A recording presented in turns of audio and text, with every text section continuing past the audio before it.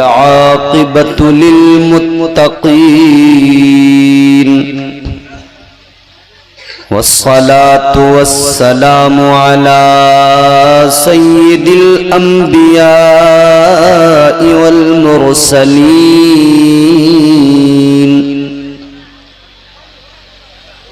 व अला आलिहि व अस्हाबिहि अजमाइन।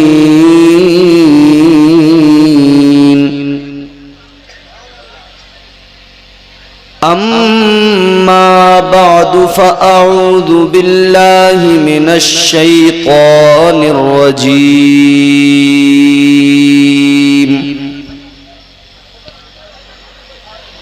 बिस्मिल्लाहिर रहमानिर रहीम।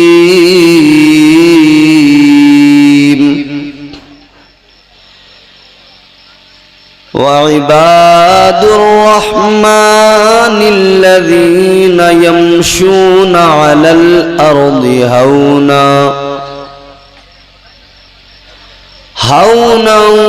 व इज़ा ख़ातबहुमुल जाहिलूना क़ालू सलामा।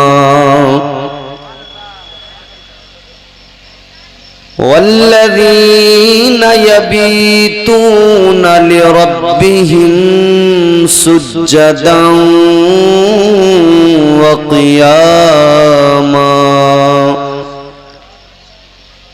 सदक़ल्लाहुल अज़ीम।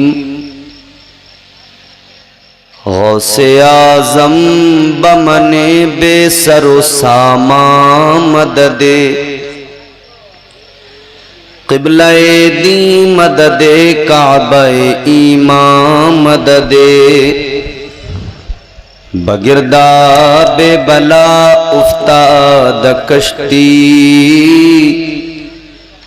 मदद कुन या मुईनुद्दीन चिश्ती। क़ादिरिय्यम नारे या गौसे आज़म मीज़नम दमज़े शेख अहमद रज़ा खां क़ुत्ब-ए आलम मीज़नम।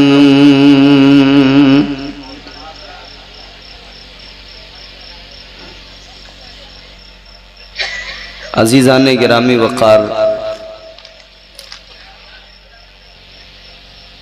मारूज़ात का सिलसिला शुरू किया जाए उससे कबल आइए हम सब मिलकर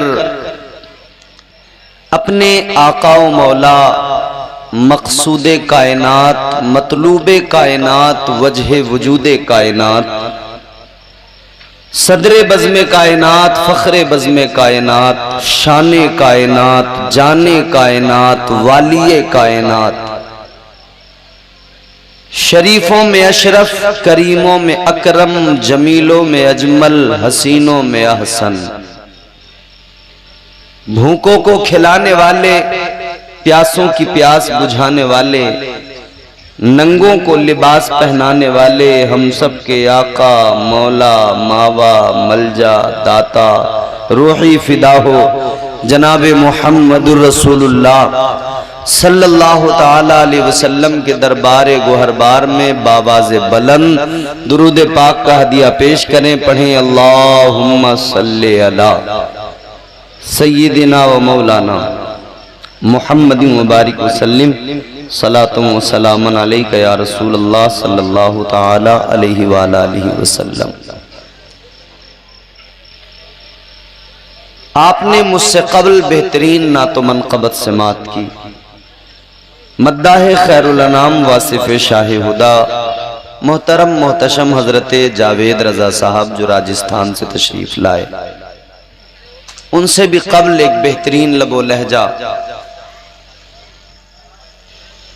वो भी आपने समात किया, एक बेहतरीन खिताब, उसके अलावा भी आपने बयानात और नातो मनक़बत समात की। मुझसे कबल भी हमारे भाई हाफिज इमरान शाहजहांपुरी साहब ने बहुत उम्दा कलाम आपके हमारे सामने पेश किए। अल्लाह ताला हमारे इन तमाम उलमा को सलामत रखे, परवरदिगार इनकी उम्रें खैर व आफियत के साथ दराज फरमाए। आमीन कहने पर अगर पैसे लगते हो तो आप मत कहना, और अगर फ्री में आमीन कहा जाता हो तो कह दीजिए आमीन। मांगना हमारा काम है, नवाजना अल्लाह का काम है। जी मेरी तरफ देखें, वो शायर साहब जा रहे हैं, उनको सफर करना है। आप और हम यहां हैं, तो आप अब बस अपनी पूरी तवज्जो मेरी तरफ करें, मेरी तरफ देखें और बात सुनें। मैंने अर्ज किया, मांगना बंदों का काम है और देना किसका काम है? बोलो बोलो, किसका? अल्लाह का। बस बात इतनी सी है कि मांगने का सलीका होना चाहिए। क्यों? आप अपने किसी रिश्तेदार से, किसी ताल्लुकात वाले शख्स से पैसे मांगे उधार, कैसे मांगेंगे? आदमी मांगता तो कैसे मांगता है? परेशानियां सुना के, गम बयान करके कहता है बड़ा परेशान हूं, मुश्किलों में हूं, दुश्वारियां हैं, कुछ ख्याल करो मेरा, थोड़ी हेल्प कर दो, मुझे कुछ पैसे दे दो, मैं लौटा दूंगा। रो रो के परेशानियां सुना के बंदा मांगता है। यह अलग बात है कि लेने के बाद में उसके तेवर बदल जाते हैं, फिर जिसने दिया है वो रोता फिरता है। मगर काबिले तवज्जो बात यह है, बंदा दुनिया में किसी से मांगे तो परेशानियां सुना के इनकिसारी से मांगता है, तो बंदे को अल्लाह की बारगाह में जब मांगना चाहिए तो बहुत ज्यादा मोहतात होकर मांगना चाहिए ना, और ज्यादा इनकिसारी से मांगना चाहिए। अच्छा, यहां अगर किसी से मांगा, उसकी मर्जी वो दे न दे, और होता यह है आमतौर पर कि जिससे मांगो वो नाराज होता है, वो जान छोड़ाता है, फोन करो तो फोन नहीं उठाता है। वो ये सोचता है यार पैसे ही मांगेगा, फोन उठा के क्या करूं। यहां अगर किसी से मांगो तो वो दामन बचाता है, वो आपको पसंद नहीं करता, मगर अल्लाह अपने उस बंदे को बहुत ज्यादा पसंद करता है जो अल्लाह ताला से बहुत ज्यादा मांगा करता है। तो मांगा करें, नवाजने वाला तो अल्लाह है। वो नवाजने पे आए तो नवाज दे जमाना, वो नवाजने पे आए तो नवाज दे जमाना, वो करीम ही जो ठहरा तो करम का क्या ठिकाना। आवाज कम ना करो, अच्छा है आपका, बहुत अच्छा साउंड है, अल्लाह बरकतें अता फरमाए। अल्लाह है, वो हमारा रब है, वो हमारा खालिक है, वो हमारा मालिक है, हम उसके बंदे हैं। किसके बंदे? जोर से बोलो यार। आप अगर सुस्त पड़ जाएंगे तो सोच लो फिर मेरा क्या हाल होगा। आप थोड़ा सा साथ देंगे तो मैं भी फिर पूरी तवानाई से कोशिश करूंगा अपनी बात आप तक पहुंचाऊं। हम हैं अल्लाह के बंदे, रहमान के बंदे।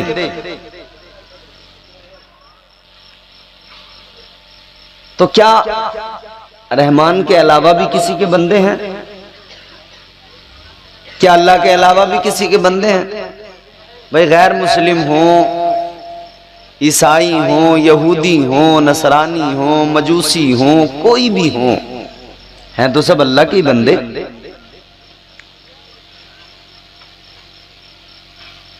मामला यह है कि बंदे तो सब अल्लाह के हैं, मगर जो अल्लाह ताला के नाफिज करदा अहकामात पर अमल करते हैं वो सही मानों में रहमान के बंदे कहलाने के मुस्तहिक ठहरते हैं। और उसी को अल्लाह ने कुरान में बयान किया। वो आयत करीमा कुरान की जिसको मैंने मौजूए सुखन बनाया, कुरान है, अल्लाह का फरमान है। सुनिए, मोहब्बत से कहिए सुभान अल्लाह। परवरदिगारे आलम खालिक़े कायनात रब्बे लम यज़ल व ला यज़ाल ने कुरान मजीद में ऐलान फरमाया, व इबादुर रहमानिल्लज़ीना यमशूना अलल अर्दि हौना व इज़ा ख़ातबहुमुल जाहिलूना क़ालू सलामा।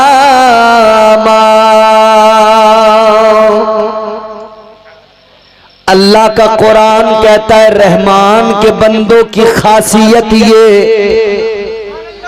कि वो जब जमीन पर चलते हैं तो अकड़ कर नहीं चलते, इनकिसारी के साथ चलते हैं। रहमान के बंदों की क्वालिटी है। और यहां मुराद औलिया कराम की जात है, सालिहीन की जात है।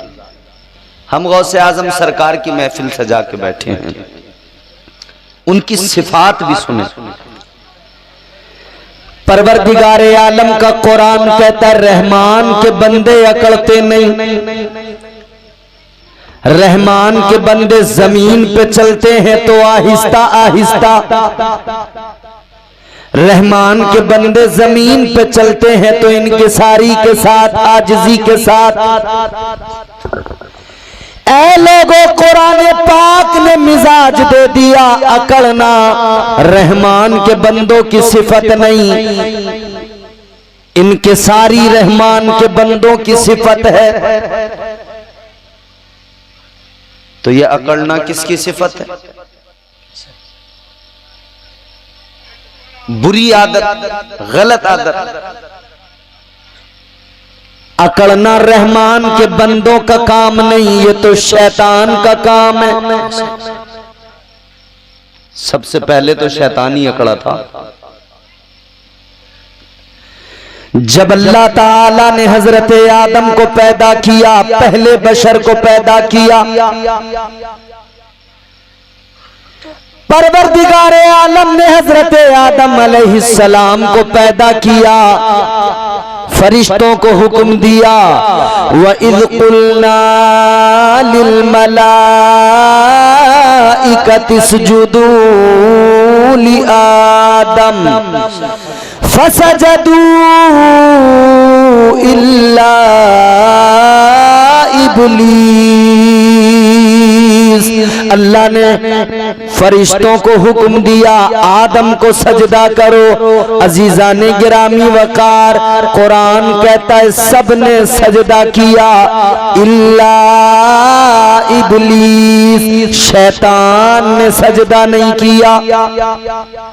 क्यों नहीं किया? अकड़ गया। उलमाए कराम थोड़ा सा साथ निभा दें, दुआ दे दें। अकड़ गया। क्यों अकड़ गया? कहने लगा मैं आग से पैदा, ये मिट्टी से पैदा, मैं अफजल, मैं बेहतर, मैं बरतर, मैं अनानियत। तू किसी और से न हारेगा, तू किसी और से न हारेगा, तुझको तेरा गुरूर मारेगा। अखलाक की दौलत से कभी दूर न होना, अखलाक की दौलत से कभी दूर न होना, कौनैन भी मिल जाए तो मगरूर न होना। जो बंदा अकड़ गया समझो उसका काम खराब। सबसे पहले शैतान अकड़ गया। अल्लाह ने क्या किया? बहुत बड़ा इबादत गुजार था, 6000 करोड़ बरस तक इबादत करता रहा। हमारी जिंदगियां कितनी है? मुश्किल से 60, 70, 80, 90, कोई 100 के अबव, बड़ी मुश्किल से। 50-60 साल की जिंदगी, सजदे कितने होंगे उसमें? जुमा 8 दिन में एक बार मस्जिद जाते हैं, 2 रकात पढ़ के भाग आते हैं। मुबारकबाद बकाई कमेटी के इन नौजवानों को, इस गांव के इन बुजुर्गों को। आपने जलसा सजा लिया मगर पैगाम जरूर लेके जाना।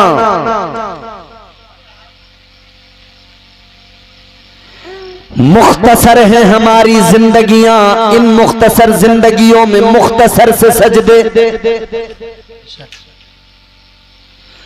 उसकी जिंदगी के सजदों का अगर हिसाब लगाओ, शैतान के सजदे अगर काउंट करो, फरमाया गया इतने सजदे किए, इतने सजदे किए। अगर रूए जमीन पर उसके सजदों को फैला दिया जाए, जमीन पर जगह बाकी न रहे, इतने सजदे शैतान ने किए। ऐ लोगों, इतने सजदे करने वाला अगर अकड़ गया तो अल्लाह ने इब्लीस बना दिया, मरदूद बना दिया। तेरी मेरी बिसात क्या, तेरी मेरी औकात क्या, तेरे मेरे पास सजदे कितने हैं? जुमा टू जुमा, एक हफ्ते में 2 रकात नमाज पढ़ने वाले लोग अब जरा खुद सोच के फैसला करें, कितने सजदे हमारे पास है? हम इतने ज्यादा मगरूर है। सोचो जरा, अल्लाह अगर अदल से काम ले ले तो हमारा क्या हाल होगा? वो तो वो करम फरमाता रहता है, करम फरमाता रहता है, फजल फरमाता रहता है।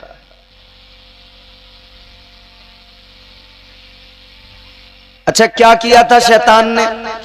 सजदा नहीं किया था। क्या किया था? बोलो। मैं आपसे अगर सवाल करूं, क्या शैतान ने चोरी की थी? अल्लाह का हुक्म था सजदा करो, उसने नहीं किया, सबने किया। क्या शैतान ने चोरी की? नहीं। डाका डाला, शराब पी, जिना किया? न जिना किया, न चोरी की, न डाका डाला, न शराब पी, बस सजदा नहीं किया। अकड़ गया, पता लग गया गुनाह तो सारे ही बड़े होते हैं, सबकी सजाएं हैं, मगर ये अकड़ना, ये मगरूर हो जाना, ये अनानियत, ये तकब्बुर, ये घमंड, ये भी बहुत बड़ा वबाल है। अल्लाह ताला अगर अदल से काम ले ले तो मरदूद बना देता है, अल्लाह ताला शैतान बना देता है।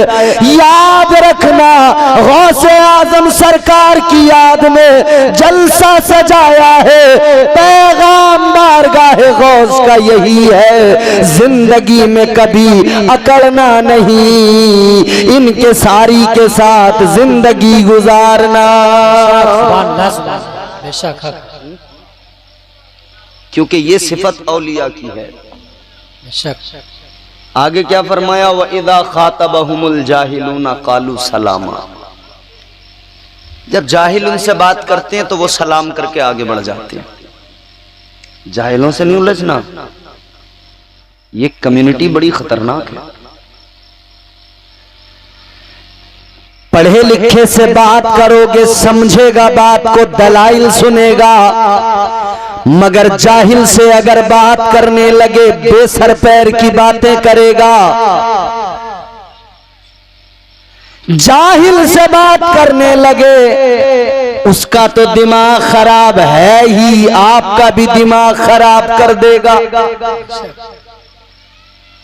तो अब अच्छी तरह सुन्नियों गांठ बांध लेना, अगर कोई जाहिल आके कहे 11वीं में जलसा क्यों करते हो तो सलाम करना, आगे बढ़ जाना, कहना जाहिलों को हम जवाब नहीं देते, जाहिलों से हम कलाम नहीं करते, हम जलसा सजाने वाले, हम पैसा खर्च करने वाले, तू बता तुझे क्या तकलीफ है। 11वीं करें हम, पैसा खर्च हो हमारा और मरा जा रहा है वो। ये अभी 12वीं का सदमा, रबीउल अव्वल शरीफ का गम उसके दिल पे था कि सितम बालाए सितम, फिर 11वीं का उस पे ये गम आन पड़ा। बड़ी हालत खराब हो गई। कहा इन्होंने पहले तो 12वीं के लंगर जारी किए थे, अब 11वीं के लंगर चालू हो गए।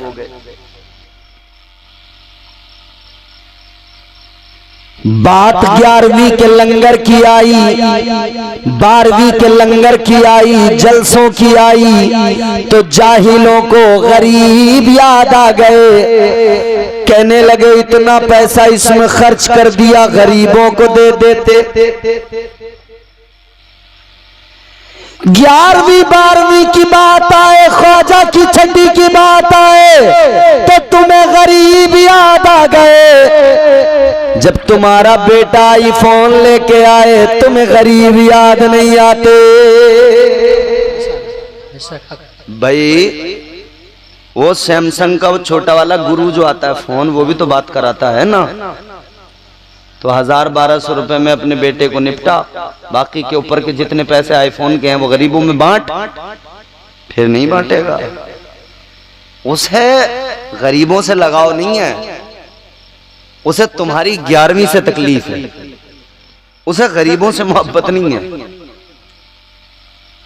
और ऐसे आके बहकाएंगे बड़े प्यार से, भाइयों देखो कितनी फजूल खर्ची है, भाइयों देखिए ना कि आप फातिहा करते हैं, नियाज करते हैं, आपने बिरयानी बनाई, उस पे कुरान पढ़ा, फिर उसको नीचे जमीन पर वो बिरयानी के चावल गिरते जाते हैं, बेअदबी होती है।